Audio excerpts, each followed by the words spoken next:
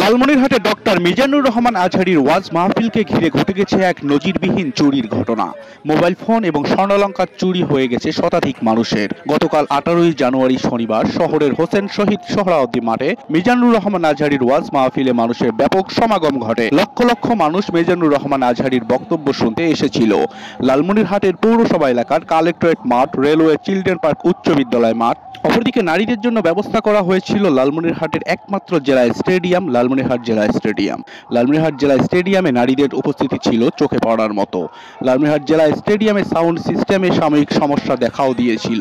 তবে সেখানেই চুরির ঘটনা সবথেকে বেশি ঘটেছে বলে জানিয়েছে অভিযোগ দায়ের করতে আসা নারীরা। এ ঘটনার পরপরই লালমনিরহাট সদর থানা পুলিশ অভিযান চালিয়ে 21 জন নারী এবং একজন পুরুষকে আটক করেছে। চোর চক্রের নারী সদস্যরা চুরি করতে সিলেট, হবিগঞ্জ থেকে এসেছে লালমনিরহাট। তবে স্থানীয় মানুষজন বলেছেন, বিশাল সংখ্যক মানুষের সমাগম সত্ত্বেও পর্যাপ্ত নিরাপত্তা ব্যবস্থা না থাকায় এই ধরনের ঘটনা ঘটেছে। লালমনিরহাট সদর থানার অফিসার ইনচার্জ নূর নবী জানিয়েছেন, আটককৃতদের জিজ্ঞাসাবাদ চলছে। দ্রুততম সময়ের মধ্যেই চুরি হওয়া জিনিসপত্র উদ্ধার এবং মূল চক্রকে শনাক্তের চেষ্টা চলছে।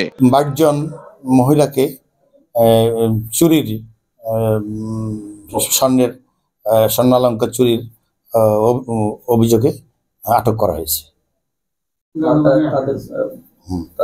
তাদের জিজ্ঞাসাবাদ করা হচ্ছে। তারা থানায় হাজতে আছে, তাদেরকে জিজ্ঞাসাবাদ করা হচ্ছে এবং তাদের বিরুদ্ধে আইনানুগ ব্যবস্থা গ্রহণ করা হবে। তারা কোথা থেকে আসছে আপনার ধারণা? তারা সকলেই অধিকাংশই বলেছে তাদের বাড়ি ব্রাহ্মণবাড়িয়া এবং হবিগঞ্জ জেলায়। তারা আপনার মহাস্থানগড় মাজার কেন্দ্রিক অবস্থান করে। তাদেরকে এখন কোথায় দেওয়া হবে? তাদেরকে আমরা আদালতে প্রডিউস করব। ভবিষ্যতে এমন আয়োজনের ক্ষেত্রে আরো সজাগ থাকতে হবে এবং নিরাপত্তা ব্যবস্থা জোরদার করবে প্রশাসন, এমনটাই প্রত্যাশা স্থানীয়দের।